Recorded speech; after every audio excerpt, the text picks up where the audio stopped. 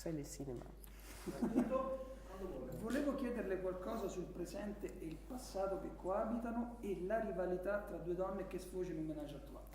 Je voulais vous demander quelque chose sur le présent et le passé qui cohabitent et la rivalité entre deux femmes qui se traduit dans un ménage à trois. Est-ce que c'est un ménage à trois? C'est la situation dans laquelle se retrouvent Ismaël et les deux femmes est terrible. Oui. C'est que souvent dans les films, par exemple, c'est la nouvelle venue qui jalouse et qui veut voler l'homme de l'autre, etc. Oui. Et il y a une certaine bassesse dedans. Là, il n'y a aucune bassesse. C'est les hasards de la vie font que les deux femmes sont mariées en même temps au même homme. Oui. Donc, comment est-ce qu'on va faire? Magnifique. Donc, on va faire comment? Et les deux femmes sont presque fascinées l'une par l'autre. Elles ont presque une amitié l'une envers l'autre. Elles ont de la colère et de l'amitié. Oui. Et est-ce qu'il faut effectivement, comme vous le dites, choisir le passé ou choisir l'avenir? Oui. C'est impossible parce que renier son passé, c'est affreux, c'est un arrachement. Et parier tout sur l'avenir, c'est affreux. Alors mon héros ne sait tellement pas quoi faire qu'il s'enfuit dans un grenier à Roubaix, tellement il est dépassé par ces deux femmes. Oh oui, merci. Il film è una storia d'amore con tre sentimenti totalmente diversi. Come è riuscito a fare entrare lo spettatore in un mondo fatto di sfaccettature? Le film, c'est une histoire d'amour avec trois sentiments totalement différents. Comment vous avez réussi à faire entrer les spectateurs dans un monde aux multiples facettes? Ce n'était pas facile. Non, c'était difficile. Ce qui était difficile, on a eu énormément de plaisir, vous savez, pendant le tournage. Énormément eu de plaisir à passer d'un genre de cinéma à un autre genre de cinéma, de la comédie d'espionnage au Oui. film terrifiant. Vous aimez la comédie d'espionnage? Bien sûr. Ah oui, bien je sûr. le sais. Hein. Et, Vous aimez les espions? Bien sûr, Oui, j'adore. Bien sûr. Hein. Et de passer au drame sentimental, au mélodrame, à la comédie, au burlesque.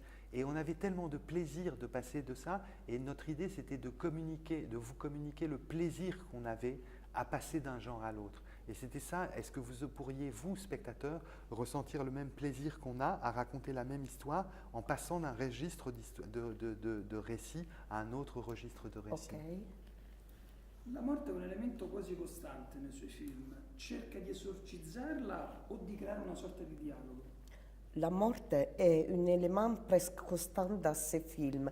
Essayez de l'exorciser ou vous pensez de créer un dialogue avec la morte? C'est pour vérifier? Ouais. La mort. Chercher à l'exorciser, c'est comme un exorcisme ou bien... Vous savez, mon premier film s'appelait La vie des morts. Oui. Alors, vous aimez? Alors, évidemment, je cherche à exorciser quelque chose avec ça. Chose, hein? Bien sûr, bien sûr. Oui. Il y a une obsession, et puis il y a l'idée de comment faire avec les gens qui sont disparus. Vous voyez, je grandis, je vieillis en âge, Oui. et alors on connaît des gens, et puis les gens ne sont plus là, ils vous manquent. Et comment faire avec les fantômes du passé, avec Oui. les gens que vous avez aimés qui ont disparu? C'est très certainement une des obsessions qui sont les miennes. Et je crois que le cinéma nous permet de retrouver les fantômes chéris de mon passé. Sauf vous êtes une personne nostalgique, je pense. Très, Très. très. Je pensais ça. Alors, Amore, nevrosi, famiglia. Sono legami tutti tortuosi. Cerca di psicanalizzare lo spettatore? alors dans votre film, il y a la famille, l'amour, la névrose. Ils sont des liens tortueuses. Essayez de psychanalyser le spectateur, peut-être. Vous avez la psychanalyse, je sais. J'ai beaucoup d'amitié pour la psychanalyse. Ah oui. Beaucoup d'amitié pour la psychanalyse.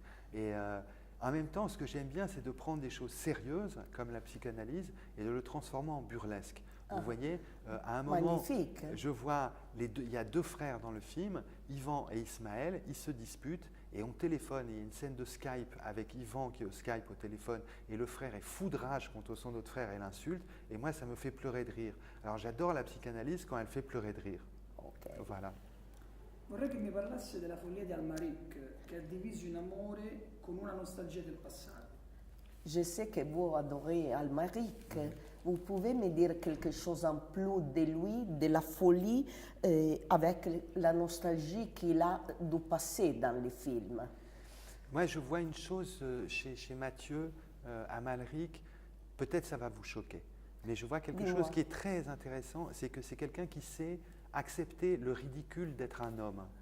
d'être un personnage masculin. Et il me semble qu'il y a eu un très grand acteur européen qui a su Oui. incarner ça pendant Oui. 20 ans, c'était Marcello Mastroianni. Oui, Vous voyez, adore Mastroianni. tous les autres acteurs, des acteurs sublimes italiens, Oui, ils n'aimaient pas être ridicules. Marcello Mastroianni disait, peut-être. il accueille Oui. le ridicule, il Oui. accueille le ridicule.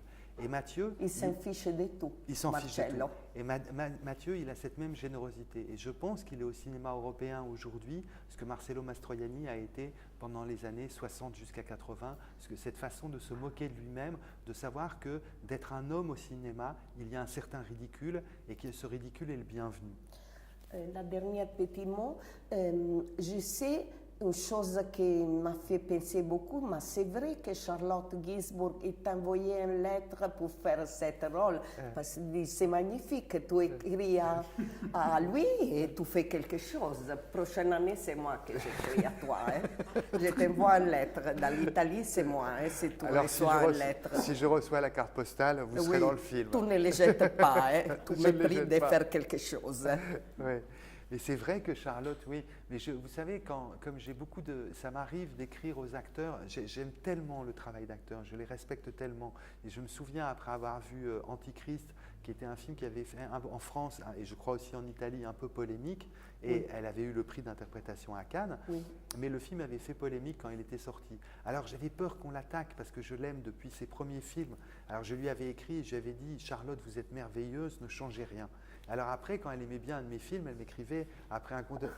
Et à la fin, comme ça, de lettre en lettre, Lettre, et ah, ben voilà, c'est c'est arrivé. magnifique. Et notre Alba Rothbacher, tu l'as choisi pourquoi? Je l'ai choisi parce que en une année, j'ai vu Les Merveilles, Oui, Hungry Hearts oui, et